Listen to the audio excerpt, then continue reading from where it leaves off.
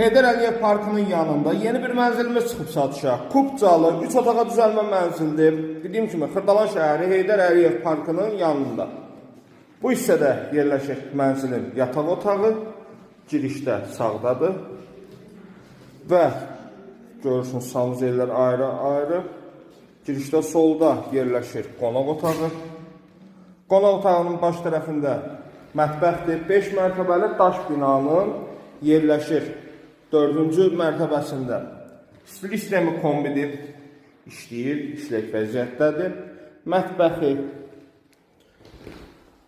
radiatorlarına kimi asılıb. Deməli, 3 otağa düzəlmə mənzildir. Mənzilin qiyməti təyin olunub 82.500 manat. Ayaq yolusu.